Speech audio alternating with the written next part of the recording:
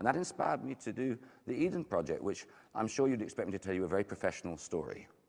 But actually, it's a wonderful story of amateurishness, but recognizing what professionals do.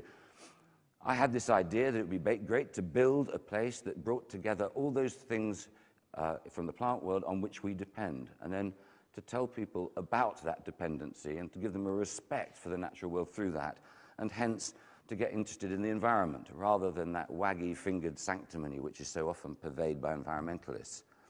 Incidentally, if you want to have a really dull time, go to an environmental conference. Honestly.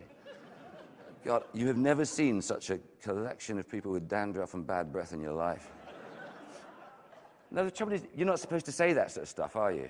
You're supposed to take yourself seriously. Anyway, the Eden Project, I was told after, it's a £144 million project, and I was told, Tim, don't do it. Don't do it. It will be late, and it will go way over budget, and your reputation will be in tatters.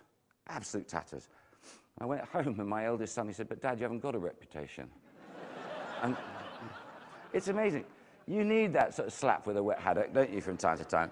And so I embarked on a course of unusual operations. I got the constructors McAlpines and the design team together with a case of wine and got them rat-arsed. And I said, if you were me talking to you, what do I have to ask you in order to get this project built on time and on budget? 5 hours later, we had a revolutionary contract, which when negotiated was one side of A4 on top of that much legal work, right? But the one letter, it was a letter from Cullen McAlpine to me and one from me to him saying, regardless of what the lawyers have said under this, the spirit with which we are going into it is that we are not going to argue, everything will be dealt in plain conversation, and we will not blame each other for anything. We will take joint and several responsibility. And people told me, you can't do that. It hasn't been done in Britain for 200 years. And you know what? We built it on time, on budget. We had a complete ball. Such a ball that the whole team volunteered to work for nothing when we went to the next phase of Eden, just because they wanted to stay on the project until we'd raised the money.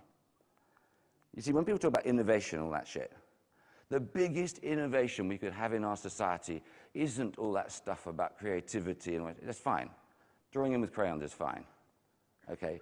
The biggest innovation is to learn to trust again.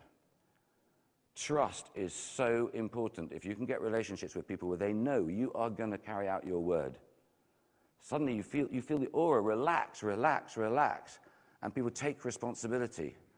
It is so important.